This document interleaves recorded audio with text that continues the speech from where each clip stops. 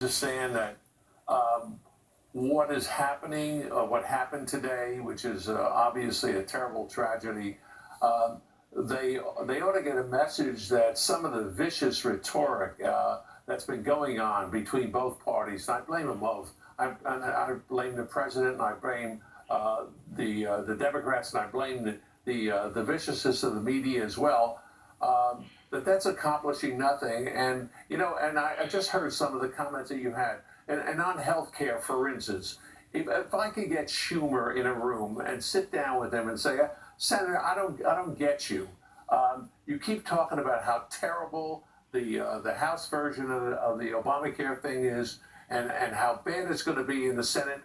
Why won't you join in trying to make a better bill? I mean, don't you think if they pass something that's going to be bad for your constituencies, that's bad? Where is it? Where's the common sense, Senator Schumer, in not wanting to, in staying out of the policy completely? I mean, this is, if you go back in history, and you've always had a divide between Republicans and Democrats, but somewhere along the line they would join and work on solutions together. The rhetoric now is so vicious that I don't know that they can just do it out of principle, that you're crossing the aisle. I think they'll be attacked for doing it. And I think that the media has a lot to do with this. And I think that both sides, I wish that the president would sit down with the leadership of the Democratic Party and say, guys, let's cut it out. Let's get together and let's start working together and accomplish what has to be accomplished. We have a great country. We have a wonderful future. There are things that have to be done. We need to create jobs. We need to have a safe environment. We have to make sure that people feel safe going out of their homes. But we need to have jobs for people in America. We have to take care of the infrastructure, all those things he's talking about. Why aren't you joining in? Let's shake hands on it and say, let's start out tomorrow and do things differently. Let's try to do what's good for America and stop thinking about parties. I wish that could happen, Neil. I just, if I were the president, I would do that today, by the way. Yeah, hope springs eternal, like you say, Bernie. But I'm wondering the atmosphere we live in and the environment in which this incident happened. Night and day to say that people then take it to the next level to start shooting at U.S. congressmen.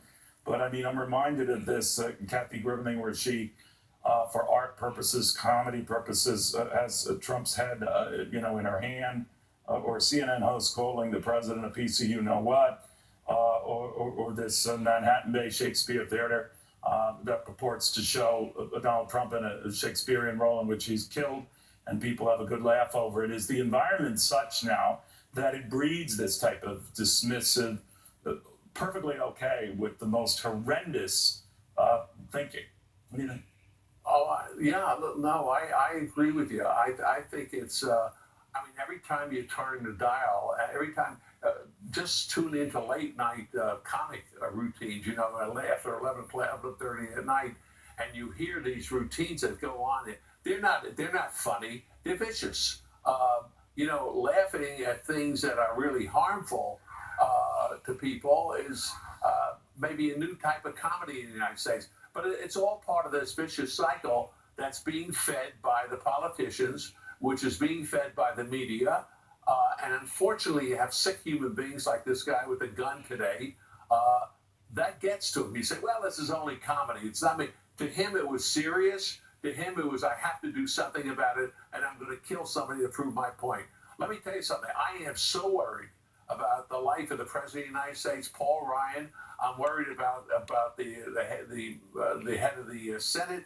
I think all the politicians in Washington have to be very concerned, and I think that the American people should understand they got to stop this nonsense. And if they don't stop it, and the people that support it, by the way, and there are people out there that are supporting a lot of organizations who talk about violence, and there are many entrepreneurs and philanthropists that are supporting these things.